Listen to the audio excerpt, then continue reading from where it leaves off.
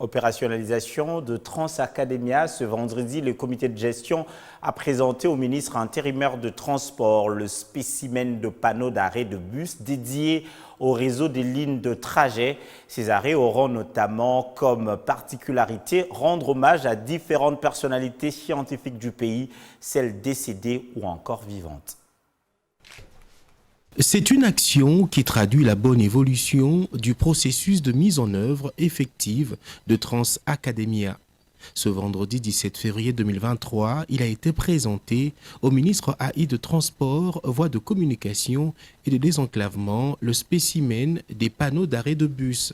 Ils seront installés à Kinshasa dans les prochains jours à travers le réseau des 20 lignes propres à cette entreprise publique qui est autre que celui de Transco, a expliqué Georges Ongelo, directeur général de Transacademia, qui s'est fait accompagner du directeur général adjoint José Makengo.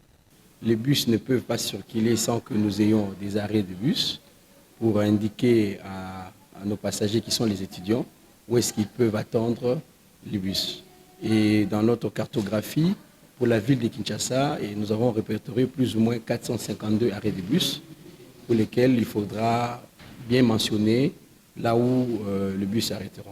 Avec une particularité technique, ces panneaux d'arrêt de bus rendent notamment hommage à la crème intellectuelle de la République démocratique du Congo. Nous avons préféré nommer nos arrêts de bus pour immortaliser les illustres personnalités dans les secteurs scientifiques. Tous ceux qui nous ont quittés, les anciens recteurs, les anciens DG, les éminents professeurs qui ne sont plus avec nous. Nous avons conçu des panneaux fluorescents. Ça veut dire que ces panneaux vont pouvoir refléter la nuit avec la lumière des phares.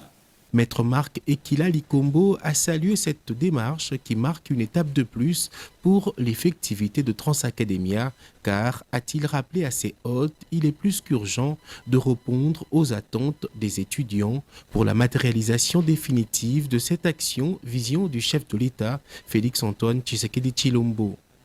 On peut se mettre, hein.